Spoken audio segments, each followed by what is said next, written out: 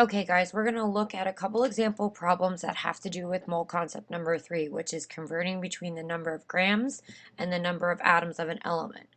So, remember, since we're using atoms of an element, we're going to need to use Avogadro's number. Okay, so let's look at an example problem. It's the best way to explain what's going on.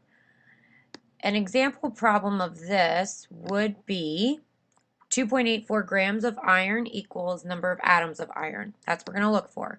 So what are we starting off with? We are starting off with grams. And since we're starting off with grams, you're going to need your periodic table because you need the atomic mass of iron. You need to convert from grams to moles because that's the only way that we learned in concept 2 that you can go from moles to atoms and from atoms to moles. So now what are you going to do?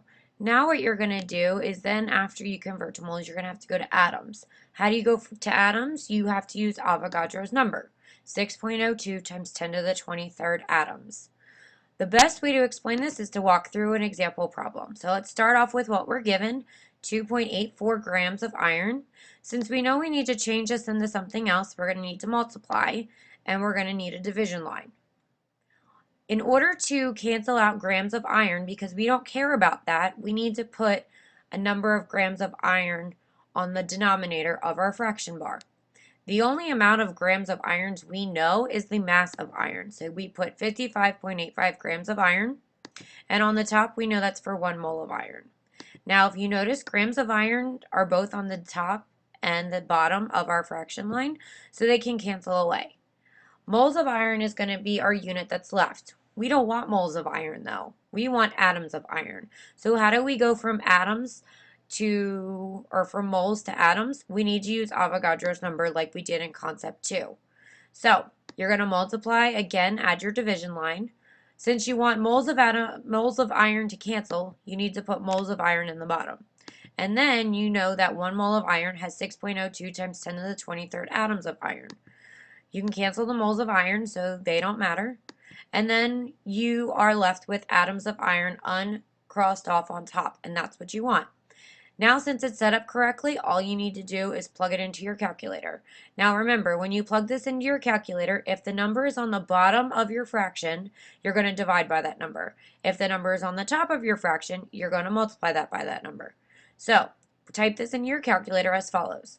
2.84 grams times 6.02 second, that EE button, 23, divided by 55.85. If you type that in correctly, you should get 3.06 times 10 to the 22nd. And you know me, I don't like numbers without units, so you'll have to add a number unit to this.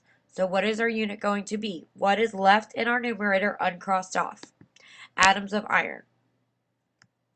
That's one example. Let's look at another example. Another example, again, we're going from numbers of atoms, so we need Avogadro's number. 5.50 times 10 to the 22nd atoms of helium equals the mass of helium. So again, we're starting with atoms, so we're going to need Avogadro's number right from the get-go. We're going to grams, so again, we're going to need our periodic table because we need the atomic mass of helium. So let's start this off. Start off with what you're given, 5.50 times 10 to the 22nd atoms of helium. Then what do you convert that to? You don't care about atoms of helium in this case because you want to go to grams of helium. So we need to get rid of that. So atoms of helium needs to go into the denominator. And the only number that we know about atoms of helium is Avogadro's number, 6.02 times 10 to the 23rd. And we know there's that many atoms of helium in 1 mole of helium. Atoms of helium go away. That's okay because we don't need those. And now what do? We don't want moles of helium, we want grams of helium. So you need to again do another step.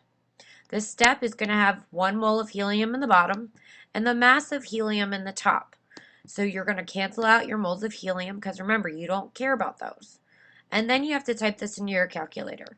When you type this into your calculator, you're going to multiply the entire top and then divide by the entire bottom. So type this into your calculator as such. 5.50 times 10 to the 22nd times 4.00.